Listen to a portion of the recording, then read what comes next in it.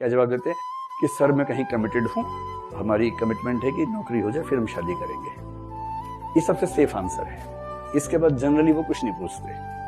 तो सब बच्चों ने ये याद कर रखा है कि जी मैं कमिटेड हूँ, हमारी बात हो गई है, और उसके बाद बेशक कमिटमेंट हो न हो, आज तक बात हुई हो ना हुई हो, लेकिन वो जवाब आमतौर पे दे देते हैं। फिर वो उससे पूछते हैं कि अच्छा मान लीजिए आप कमिटेड हैं, तो अगला सवाल बता दीजिए। कोई बात नहीं, मान लीजिए कि आपका सिलेक्शन हो गया और उसके बाद आपने अपनी कमिटमेंट पूरी करने के लिए अपने घर में माता जी से बात की, पिताजी से बात की। इसमें माताएं ज्यादा बदनाम है बिना बात के, जबकि पिता भी कम नहीं होते हैं।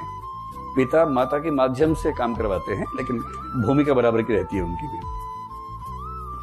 तो जैसे ही आपने, मतलब मैं किसी लड़के को केंद्र में रख के बात कर रहा हूँ, इसका रिवर्स लड़कियों के केस में हो सकता है कि आपने जैसी अपनी माता जी से कहा, आपको उम्मीद थी कि माता जी मान जाएंगी, बचपन से बहुत प्रेम करती रही हैं आपको, आपकी हर जिद को मानती रही हैं, आपको भरोसा था कि एक आखिरी जिद भी मान ही लेंगी, ऐसा क्या है। लेकिन जैसे ही आपने कहा, वो क्रुद्ध हो गई, फुफकारती हुई उठी और उन्होंने बहुत गुस्से में कहा कि बेटा अगर ये तुमने बकवास की तो आज के बाद तुम्हारा मुझसे कोई संबंध नहीं, मेरा मरा मुंह देखोगे तुम।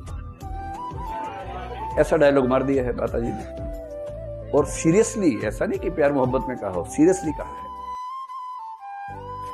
अब आपके होश फाख्ता हो गए। कितने कितने आपने वायदे कर रखे थे, 4 साल से डेली प्रॉमिस कर रहे थे, और जब जब उसने पूछा कि तुम्हारी मम्मी कैसी है, आपने कहा मम्मी बहुत ही उदार महिला है, इतनी उदार है कि आज तक उन्होंने कुछ कहा ही नहीं।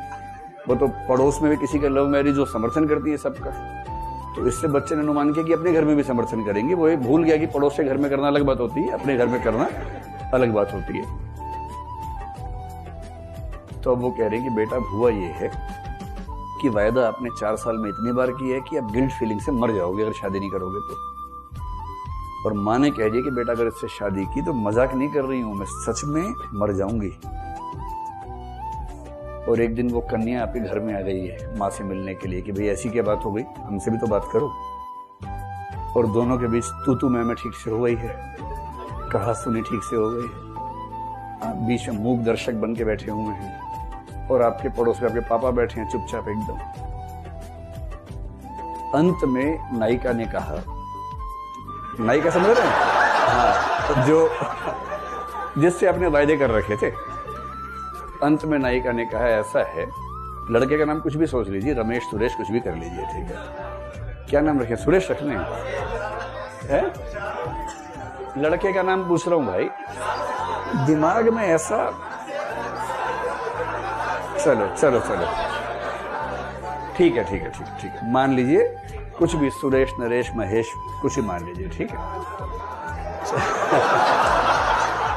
कोई XYZ नाम मान लेते हैं, ठीक है? तो उस लड़की ने कहा कि ऐसा है रमेश बाबू, 4 साल में आपने जो वायदे किए हैं ना, इसके बाद अब मैं पुलिस की शिकायत करूं, ये करूं, वो करूं, वो सब मैं तो कर सकती हूं, उसमें दिक्कत नहीं है। तुम्हारी चिट्ठियां इतनी सारी हैं, प्रमाण मेरे पास बहुत सारे हैं, कम नहीं है, पर उस सब में कुछ रखा नहीं है। जब धोखा हो ही गया तो फिर इन सब में क्या रखा है? तो उसने कहा ऐसा है कि मैं अभी इसी क्षण आत्महत्या कर रही हूं, और वो सामान लेके आइए साथ में ही। समझ लीजिए, उसके पास मिट्टी का तेल, लाइटर, सब कुछ है साथ में। बैग में से निकाला, उसके पास मत आना, देखो। उसने कहा कि मेरे पास मत आना, वो करीब 5-6 फीट की दूरी पे है आपसे। उसने कहा हिलना मत वहां से, और उसने देखते ही देखते मिट्टी का तेल अपने ऊपर छिड़क लिया है, और माचिस हाथ में है। हंसने की बात नहीं, सीरियस सिचुएशन है, थोड़ा सीरियसली समझो उस बात को पहले।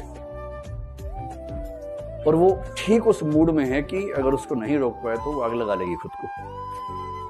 ये सवाल पूछते हैं ये इसके इंटरव्यू में, इस तरह के सवाल, मतलब इतना विस्तार में नहीं, संक्षेप में पूछते हैं, लेकिन भाव ये रहता है। और जैसे ही आपकी माताजी ने देखा कि बेटा द्रवीभूत हो रहा है, द्रवित हो रहा है, बहकावे में आ रहा है, तो माँ किचन के अंदर गई, वो भी बोतल लेके आ गई। बोली बेटा फैसला करने से पहले यहां भी देख लो। और माँ ने भी मिट्टी का छिड़क लिया है पूरा, और माचिस हाथ में है। तब आपको करना है फैसला। और तीसरी बोतल नहीं है, क्योंकि ऐसे में अधिकांश बच्चे बोलते हैं मैं खुद ही छिड़क लूंगा अपने ऊपर और मैं खुद ही मर जाऊंगा।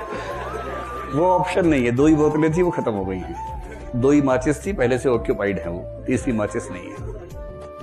या लाइटर, जो भी आप अच्छा समझे, 2 ही थे। अब आपको फैसला करना है। दोनों तरफ से अल्टीमेटम है, 20 सेकंड में फैसला करो, नहीं तो मैं गई, नहीं तो मैं गई। और 20 सेकंड चुप रहे तो दोनों गई।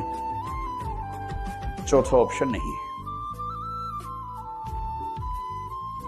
तो आप सोच रहे हैं कि मैं सही जवाब आपको देने वाला हूं। मैं कोई जवाब नहीं देने वाला हूं। मैं केवल आपके अंदर आग पैदा कर रहा हूं समझने की कि एचएक्स क्या करता है, एचएक्स में किस तरह की समस्याओं को झेलना पड़ता है।